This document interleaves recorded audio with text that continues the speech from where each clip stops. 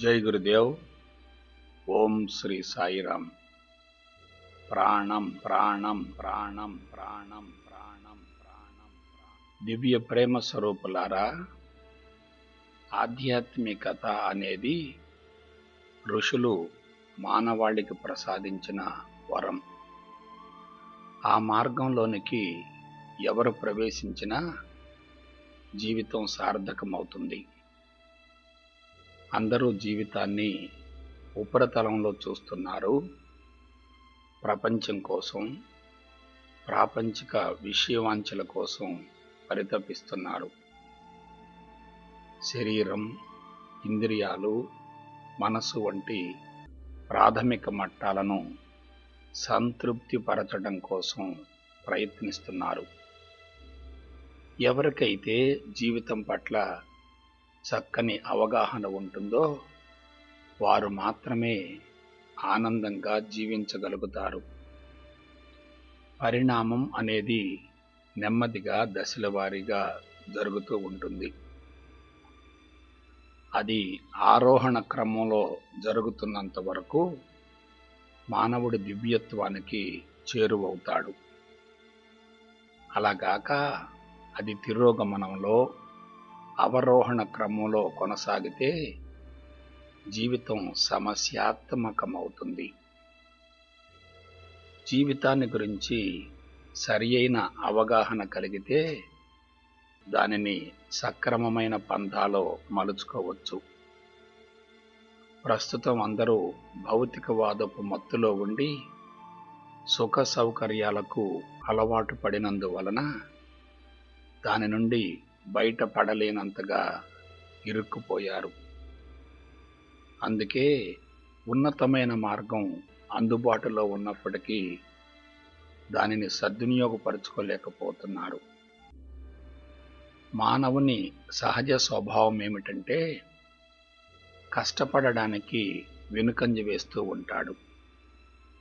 అందువలన తాను ఎదుర్కొంటున్న సమస్యలకు పరిష్కారం కోసం సాగే అన్వేషణలో సులభమైన మార్గాల కోసం ప్రయత్నం జరుగుతూ ఉంటుంది. అంతేగాక పరిష్కారం చూపేవారు కూడా పక్వం చెందనట్లయితే ఉపరితలపు చిట్కాలనే అందిస్తారు. ప్రస్తుతం భారతదేశపు ఆధ్యాత్మిక మార్గంలో జరుగుతున్న ప్రమాదం ఇదే. అందించేవారు, అందుకునేవారు ప్రాథమిక అంశాలకే పరిమితమైనందువలన ఆ మార్గమంతా వక్రీకరించబడి ప్రపంచానికి ప్రయోజనం చేకూరడం లేదు. జీవితం చాలా విలువైనది. దానిని గురించి అన్ని కోణాలలో అధ్యయనం చేయగలిగితేనే దానిని సక్రమమైన పంథాలో మలుచుకునే వీలవుతుంది. అందుకు మనం ఆధ్యాత్మిక మార్గాన్ని శాస్త్రీయ పంథాలో అధ్యయనం చేయవలసిన అవసరం ఉంది. శాస్త్రీయత ఉన్న చోట అనుమానాలకు, అపోహలకు, సందేహాలకు ఎటువంటి అవకాశం ఉండదు. భారతదేశంలో ఆధ్యాత్మికత వెలుగులోనికి వచ్చిన నాటికి ప్రస్తుత కాలమాన పరిస్థితులకు ఎంతో వ్యత్యాసం ఉంది. అప్పుడు సైన్సు, సాంకేతిక పరిజ్ఞానం అంతగా లేనందువలన మానవుడు తీవ్రమైన అన్వేషణ చేయవలసి వచ్చింది. కఠోర సాధన చేయవలసిన అవసరం వచ్చింది. దశాబ్దాల తరబడి మౌనంలో ఉండవలసి వచ్చింది. ఈ చరాచర జగత్తు ఆవిర్భవించడానికి మూలమైన శుద్ధ చైతన్యాన్ని గురించి, దానిని అనుభవించడం కోసం స్థూలత్వాన్ని ఛేదించవలసిన అవసరం ఏర్పడింది. అయితే ప్రస్తుతం మానవ జాతి పనితీరును, పరిస్థితిని గమనించండి. ఆధ్యాత్మికత ఎంత సూక్ష్మత్వానికి దగ్గరయిందో భౌతికవాదం, సైన్సు, సాంకేతిక రంగాలపై జరుగుతున్న ప్రయత్నంలో మానవుడు సూక్ష్మత్వానికి సంబంధించి కూడా అంతిమ స్థితికి చేరుకున్నాడు. అందువలన కఠోరం, కాఠిన్యం అనే అంశాలకు ఎటువంటి అవకాశం ఉండకూడదు. ప్రతి అంశం పట్ల శాస్త్రీయత అనేది అత్యంత అవసరం. అంతేగాక ఆధ్యాత్మికతకు నవీన శాస్త్రీయతను జోడించినట్లయితే తప్పక సత్ఫలితం వస్తుంది. అందువలన మనం కేవలం శారీరక ప్రక్రియలకే పరిమితం కాకుండా ఒకవైపు స్థూలత్వాన్ని ఛేదించుకుంటూ మరొక వైపు సూక్ష్మత్వాన్ని గురించి కూడా అధ్యయనం చేయగలగాలి. పరిణామం అనేది దశల వారీగా నెమ్మదిగా జరుగుతూ ఉంటుంది. పరిసర మార్పులకు అనుగుణంగా మనుగడ కోసం జరిగే పోరాటంలో మానవుడు నిరంతరం అనుభవాలను సంతరించుకుంటూ ఉంటాడు. ఒక తరంలో సంభవించిన మార్పు తర్వాత తరానికి తప్పక సంక్రమిస్తుంది. ముందు సూక్ష్మత్వంలో ప్రేరణ కలుగుతుంది, అక్కడే మార్పు మొదలవుతుంది, అది స్థూలత్వానికి విస్తరిస్తుంది. అంటే మనకు స్థూలత్వంలో కనిపించే మార్పు ఆకస్మికంగా జరిగింది కాదు, సూక్ష్మత్వం నుండే ప్రారంభమైందన్నమాట. స్థూలత్వాన్ని మార్చే ప్రయత్నం చేశామనుకోండి, అది పాక్షికం, తాత్కాలికం మరియు అసంపూర్ణమవుతాయి. అలాగాక నేరుగా సూక్ష్మత్వాన్నే మార్చే ప్రయత్నం చేసినట్లయితే స్థూలత్వంలో సునాయాసమైన మార్పును పొందవచ్చు. ప్రస్తుతం మానవుడు సుఖ సౌకర్యాల, విలాస వినోద శృంగారాలకు అలవాటు పడి భౌతికతలో నిమగ్నమై ప్రపంచం ద్వారా ఆనందం పొందాలనే తీవ్ర ప్రయత్నంలో తన ఉనికిని, సహజ స్వరూపాన్ని మరచిపోయాడు. ప్రకృతి వనరులను పూర్తిగా పతనం చేస్తున్నాడు. తమో రజోగుణాల ద్వారా నెగటివ్ సమాచారాన్ని నింపుకుంటున్నాడు. తాను నివసించే పరిసరాలన్నీ వాసనా బీజాలతో నింపబడి ఉన్నాయి. తన చుట్టూ విషవలయాన్ని నిర్మించుకున్నాడు, బంధాలలో ఇరుక్కున్నాడు, సత్యాన్ని గ్రహించలేనంతగా బలహీనపడ్డాడు. అందుకే ఎంతో మహోన్నతమైన ఆధ్యాత్మిక మార్గం అందుబాటులో ఉన్నప్పటికీ దానిని అందుకోలేకపోతున్నాడు.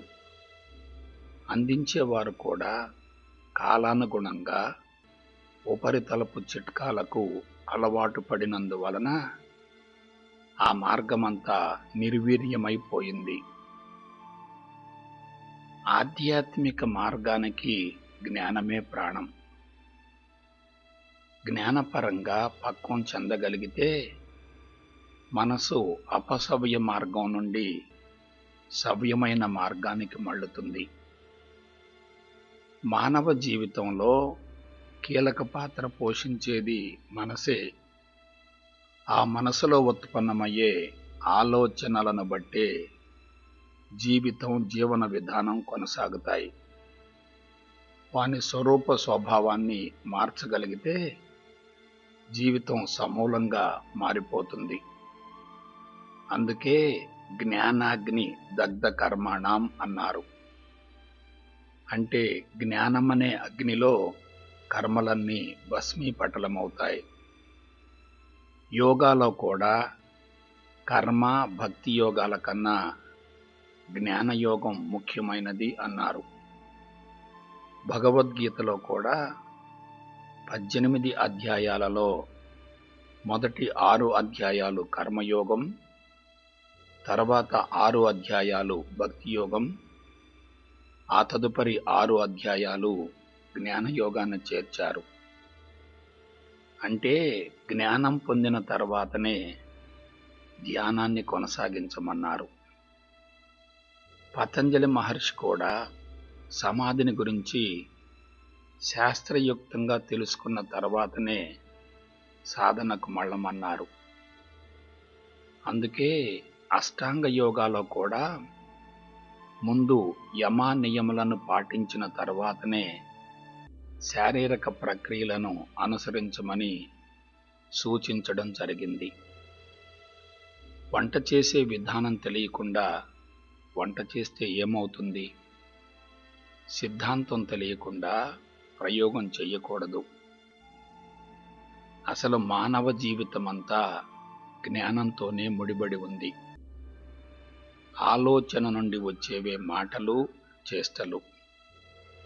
మనసును బట్టి మాట, చర్య, చర్యను బట్టి జీవితం అన్నారు గదా. కారణం లేకుండా కార్యం జరగదు, కార్యం లేకుండా ప్రభావం జరగదు. అన్నింటికీ మూలం కారణమే. ఆ కారణం అనేది జ్ఞానం మీద ఆధారపడి ఉంటుంది. పుట్టుక నుండి మరణం వరకు మనిషి జీవితం, జీవన విధానం ఆలోచనల మీదనే ఆధారపడి ఉంటుంది. అందువలన జ్ఞానం అనేది ఆధ్యాత్మిక మార్గంలో కీలక పాత్ర పోషిస్తుంది.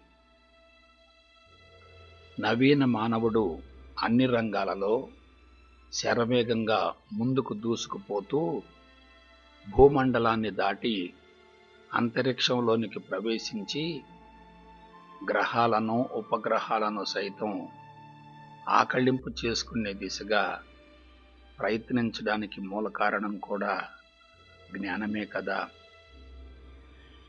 మానవ జీవితంలో ప్రధాన పాత్ర పోషించేది మనసే. మనసంటే ఆలోచనల సమ్మేళనం. ఆలోచన అనేది సూక్ష్మాతి సూక్ష్మమైన ప్రాణశక్తి. ఆ ప్రాణశక్తి రూపాంతరం చెందడం వలన సమాచారం అవుతుంది. మానవ దేహం నుండి ప్రాణశక్తి విడుదలవుతూ భౌతిక ప్రపంచాన్ని తాకడం వలన అది సమాచారంగా రూపాంతరం చెందుతుందన్నమాట. ఆ ప్రాణశక్తి మానవ దేహంలో జీవ చైతన్యంగా మారి జీవన చర్యలను నిర్వహిస్తూ ఉంటుంది. జీవ చైతన్యం ఉన్నంత వరకు జీవులు తమ విధులను నిర్వర్తిస్తూ ఉంటాయి. జీవ చైతన్యం పుష్కలంగా ఉంటే జీవన చర్యలు సమర్థవంతంగా నిర్వహించబడతాయి. అలాగాక జీవ చైతన్యం తగ్గుతూ ఉంటే జీవన చర్యలు కూడా మందగిస్తాయి. అందుకు కీలక పాత్ర వహించేది మనసే. మనసు అనేది భౌతిక ప్రపంచంతో సంబంధం ఏర్పరచుకొని దానికి సంబంధించిన సమాచారం కోసం ప్రయత్నిస్తే జీవశక్తి హరించుకుపోతుంది. ఎందుకంటే మానసిక మట్టం నుండి విడుదలయ్యే ప్రతి ఆలోచన శక్తితో పూరించబడి ఉంటుంది. అందున ప్రాపంచిక సమాచారానికి సంబంధించిన ఆలోచనలన్నీ నెగటివ్గా ఉండడం వలన చర్యలు, ప్రతిచర్యలు ఎక్కువగా జరుగుతూ ప్రాణశక్తి అతిగా ఖర్చు అవుతుంది. ఎవరైతే ప్రపంచంతో, అందులోని వ్యక్తులతో, సంఘటనలతో విడరాని సంబంధం ఏర్పరచుకుంటారో వారిలో మనసు చైతన్యవంతంగా ఉండి ప్రాణశక్తి హరించుకుపోయి జీవన చర్యలు మందగించి శరీరం రుగ్మతలకు గురవుతుంది. అందున ప్రపంచ సమాచారమంతా మిథ్యా జ్ఞానం కాబట్టి అది శక్తిని విపరీతంగా హరించి వేస్తుంది. తమో రజోగుణ సంబంధమైన ఆలోచనల వలన చర్య, ప్రతిచర్యలు వేగంగా జరిగి ఘర్షణ వైఖరి ఎక్కువ అవుతుంది. అందువలన మనస్సును ప్రపంచం వైపుకు మళ్లిస్తే బంధాలు పెరుగుతాయి, ఆత్మ వైపుకు మళ్లిస్తే స్వేచ్ఛ లభిస్తుంది. ప్రస్తుతం ప్రపంచమంతా భౌతికవాదపు మత్తులో ఉన్నందువలన ప్రాపంచిక విషయ వాసనలు బలీయంగా ఉండి మనిషి వాని నుండి బయటపడలేకపోతున్నాడు.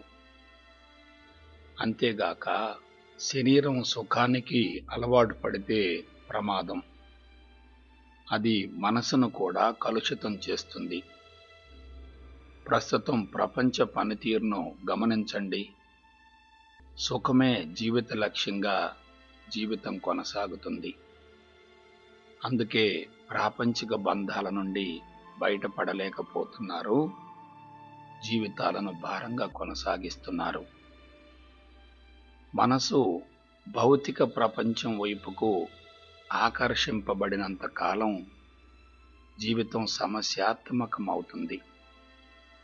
ప్రస్తుతం మానవ జాతి మొత్తం బాహ్య ప్రపంచం వైపుకు పరుగులు తీస్తూ వ్యక్తులతో, సంఘటనలతో ఘర్షణ పడుతుంది. వాని నుండి బయటపడి జీవితాన్ని ఆనందమయం చేసుకోవాలంటే ఆత్మజ్ఞానం అత్యంత ఆవశ్యకం. మానవునితో సహా ఈ చరాచర జగత్తంతా దేని నుండి ఆవిర్భవించిందో దానిని గురించి తెలుసుకోవడమే ఆత్మజ్ఞానం అవుతుంది. దేనినైతే తెలుసుకుంటే మరొక దానిని గురించి తెలుసుకోవలసిన అవసరం లేదో, దేనినైతే తెలుసుకొనకపోతే ఇతర విషయాలు ఎన్ని తెలుసుకున్నా వ్యర్థమో అటువంటి మహోన్నత మార్గమే ఆధ్యాత్మికత అంటే. ఆధ్యాత్మికతలో పట్టు సాధించిన తర్వాత భౌతిక జీవితం కూడా సులభతరమవుతుంది. అలాగాక భౌతిక జీవితంలో ఇరుక్కుంటే ఆధ్యాత్మికతను అందుకోవడం అసాధ్యం.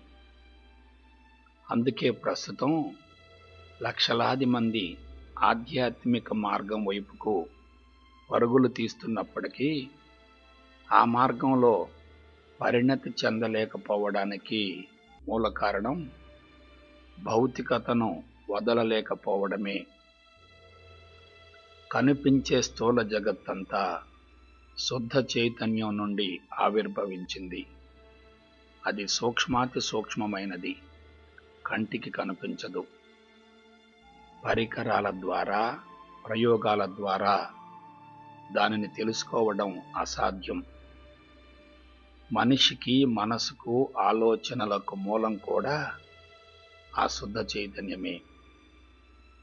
ఆలోచనలే శక్తివంతమైన ఆటం బాంబులైతే ఆ ఆలోచనలకు మూలమైన ప్రాణశక్తి, ఆ ప్రాణశక్తికి ఆధారమైన శుద్ధ చైతన్యం అత్యంత సూక్ష్మమైనది కాబట్టి దానిని అనుభవంలోనికి పొందగలిగితేనే విశ్వమంతా స్వాధీనమవుతుంది.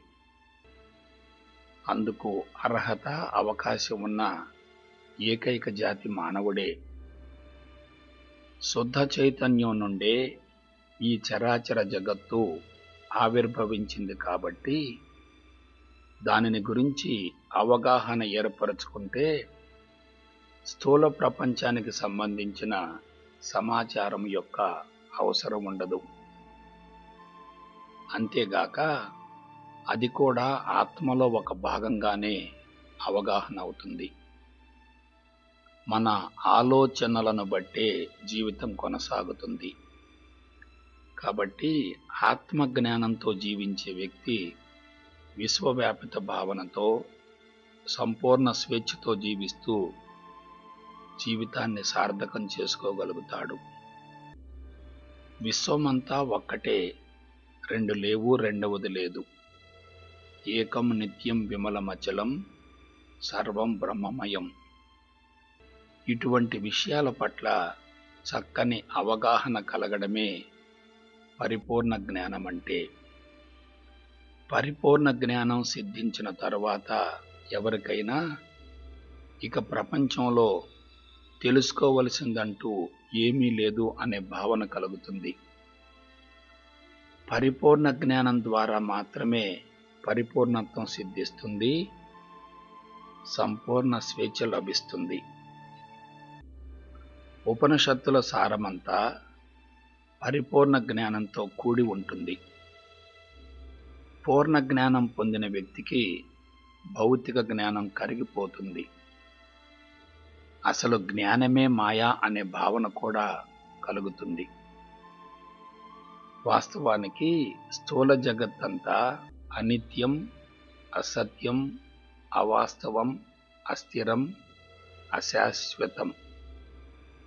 ఇక ఆత్మ విషయానికి వస్తే అది కంటికి కనిపించదు కాబట్టి దానికి జ్ఞానమే లేదు.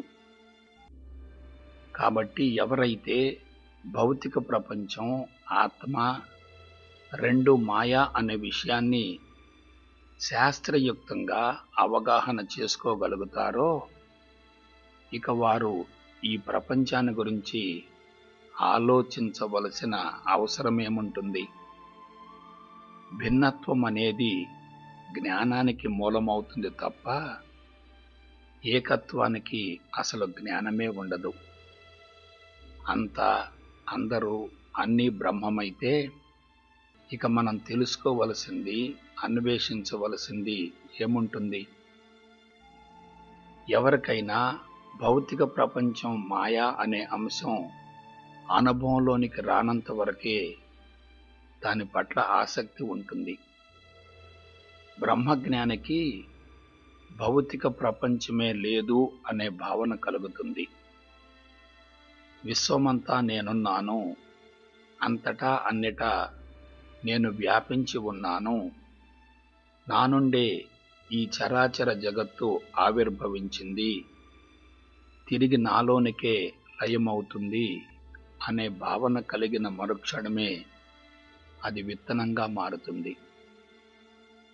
దానిని పదే పదే మననం చేసుకుంటూ ఉంటే ప్రజ్ఞ అనంతంగా విస్తరిస్తుంది. సాధన కఠోరంగా ఉండదు. వాస్తవానికి గంటల తరబడి సాధన కొనసాగకూడదు. కళ్ళు తెరిసినా మూసినా నిరంతరం సాధన జరుగుతూనే ఉండాలి. పరిపూర్ణ జ్ఞానం అందిన తర్వాత ఇక సాధన యొక్క అవసరం కూడా ఉండదు. భారతదేశంలో ఉపనిషత్తుల సారమంతా వక్రీకరించబడి అందరూ ద్వైత విశిష్టాద్వైతాలలో ఇరుక్కొని ఆశించి సాధనలు చేయడం వలన తీవ్ర అసంతృప్తికి గురవుతున్నారు. పరిమితమైన జ్ఞానం చాలా ప్రమాదకరం. బాహ్యపరమైన వ్యక్తులను, విగ్రహాలను, దేవతలను మనసులో ఉంచుకొని చేసే సాధనల వలన సంపూర్ణ స్వేచ్ఛ లభించకపోగా బంధాలు బలోపేతమవుతాయి. శరీరము, మనసు అలజడికి, ఘర్షణకు గురవుతాయి. పూర్ణ జ్ఞానం సిద్ధించిన వ్యక్తి సంపూర్ణ స్వేచ్ఛను అనుభవిస్తాడు కాబట్టి అతనికి లౌకిక జీవితం కూడా చాలా సులభమవుతుంది. జీవన విధానం నూతన తరహాలో కొనసాగుతుంది. పరిపూర్ణ జ్ఞానంలో జీవించే వ్యక్తికి భౌతిక ప్రపంచం, అందులోని సంఘటనలు, వ్యక్తుల పట్ల ఎటువంటి ఆసక్తి ఉండదు. ప్రపంచం నుండి ఏమీ ఆశించడు. ఎటువంటి ప్రలోభాలకు, ఆకర్షణలకు లొంగడు. ప్రస్తుతం మానవుడు యాంత్రిక యుగంలో జీవిస్తూ ప్రజా సంబంధాలను ఏర్పరచుకుంటాడు కాబట్టి వైరాగ్యం సిద్ధించడం అనేది కత్తి మీద సాము వంటిదే. అయితే పరిపూర్ణ జ్ఞానంతో జీవించే వ్యక్తి మాత్రం పూర్తి వైరాగ్యంలో ఉంటాడు. ఎవరికైనా వైరాగ్యం కలగడం లేదంటే పరిపూర్ణ జ్ఞానం అందనట్లే. వాస్తవానికి ప్రపంచంలో ఆనందం లేదు కదా. మానవునికి అవసరమైంది ఆనందమే కదా. తాను కోరుకునే ఆనందం బాహ్య ప్రపంచంలో లేనప్పుడు ఇక దానికోసం వెంపర్లాడవలసిన అవసరం ఏముంటుంది? అయితే భిన్నత్వం, రూపనామాలు, కీర్తికాంక్ష, గుర్తింపుకాంక్ష వంటి బలహీనతలు నిరంతరం ప్రకోపిస్తూ మనిషిని ఆ వైపుకు మళ్లిస్తూ ఉంటాయి.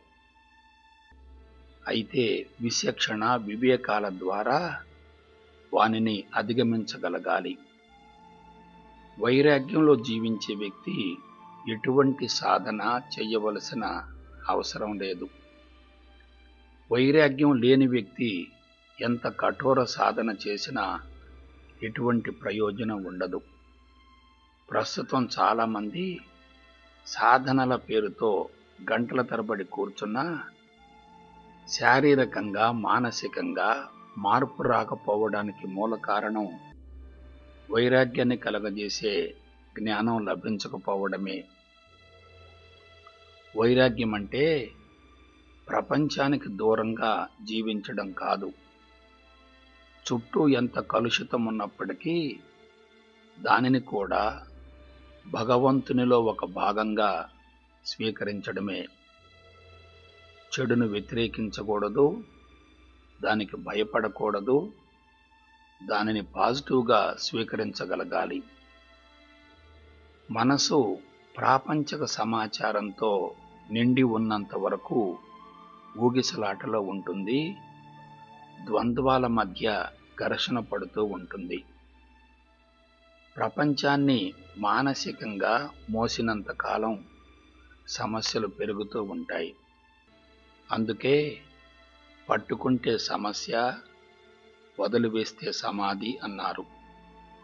మనసు ఖాళీ అయితే ఆత్మస్థితి కలిగినట్లే. మనసు ఖాళీ అయితే ఆత్మస్థితి కలిగినట్లే గదా. కనిపించే స్థూల ప్రపంచమంతా మన భ్రమాభ్రాంతి మాత్రమే. అదంతా మాయకు ప్రతిబింబమే. మాయ ఆవహించిన వ్యక్తి నేను, నాది, నాకు అనే అహంకారంతో జీవిస్తూ ప్రపంచంతో బంధాలను ఏర్పరచుకుంటాడు. ప్రపంచాన్ని వదలకూడదు. భౌతికంగా అందరి మధ్య, అన్నింటి మధ్య జీవించాలి. కానీ మానసికంగా వదిలివేయాలి. పడవ నీటిలో ఉండాలి తప్ప నీరు పడవలో ఉండకూడదు.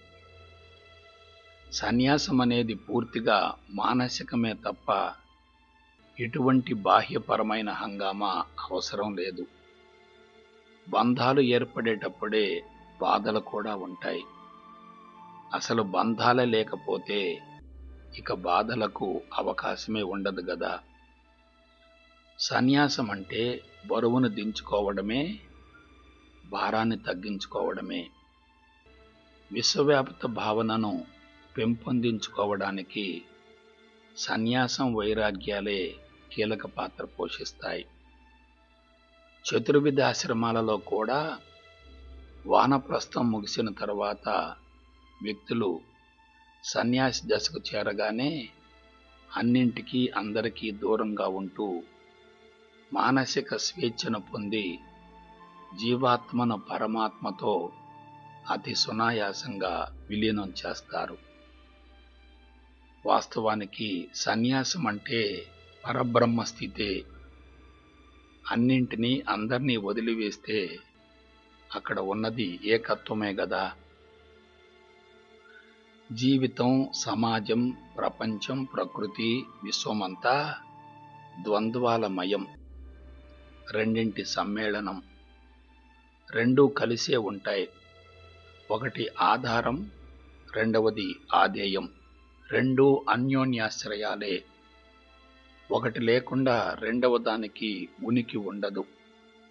ఒకటి మరొక దానికి ప్రేరణ అవుతుంది, ఒకటి మరొక దానిని సృష్టిస్తుంది. జ్ఞాని రెండింటినీ కలిపి స్వీకరిస్తాడు, అజ్ఞాని ఒకటే కావాలనుకుంటాడు. ఒకటి బయటకు కనిపిస్తే రెండవది తప్పక లోపల దాగి ఉంటుంది. ఎవరైతే పరిపూర్ణ జ్ఞానంలో జీవిస్తారో వారు రెండింటినీ కలిపి చూస్తారు. అజ్ఞాని మాత్రం పాక్షిక దృష్టితో చూస్తాడు. మానవ జీవితం కూడా అదే తరహాలో కొనసాగుతుంది. మంచి చెడు, విజయం అపజయం, లాభం నష్టం వంటివన్నీ ద్వంద్వాలే. కాబట్టి ద్వంద్వాల మధ్య ఘర్షణ పడకూడదు, ద్వంద్వాలకు లోబడి జీవించకూడదు, వానికి అతీతంగా జీవించగలగాలి.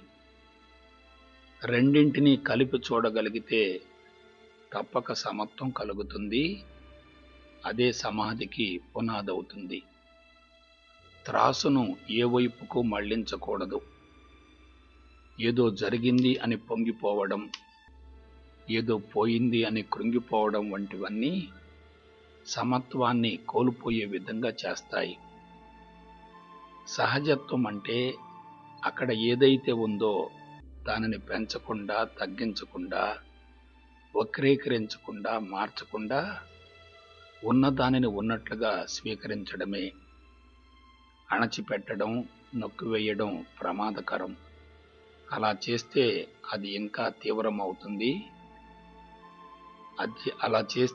అది ఇంకా తీవ్రమవుతుంది. లేని దానిని పెంచకూడదు. అది కూడా అసహజత్వమే. అక్కడ ఉన్నదానిని ఉన్నట్లుగా స్వీకరించగలగాలి.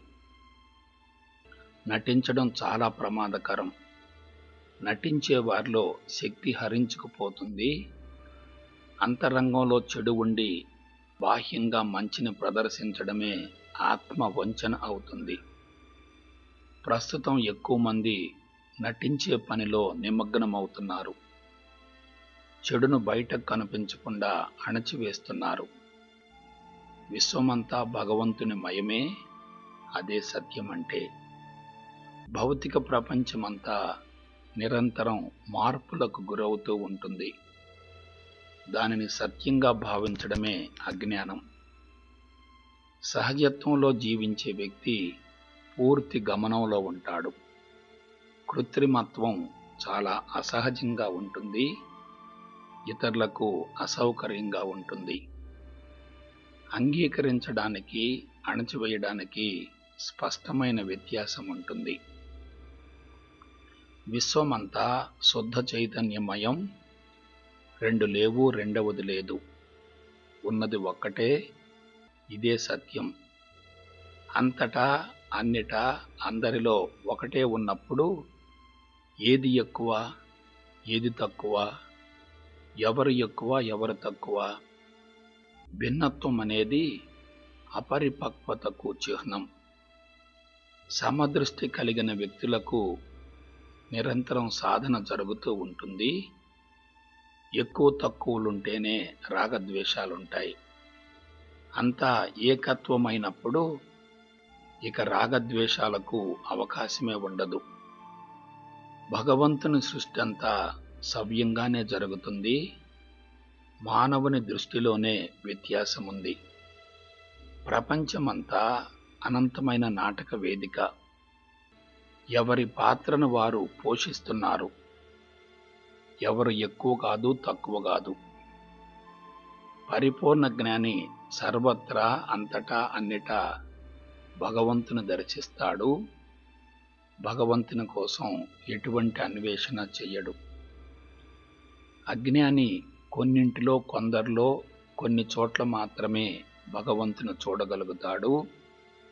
అతనిలో పాక్షికత, పక్షపాతం ఉంటాయి. సాధన అంటే ఏమిటి? పరిపూర్ణ జ్ఞానాన్ని శాస్త్రీయంగా తెలుసుకొని అనుభవంలోనికి పొందడమే. పరిపూర్ణ జ్ఞానికి అంతరంగంలో అసంతృప్తి ఉండదు. అంతరంగం నిండుగా ఉన్నప్పుడు ఇక సాధన యొక్క అవసరమేముంటుంది? అసలు సాధన చెయ్యాలి అనే భావనలోనే అసంతృప్తి ఉంది.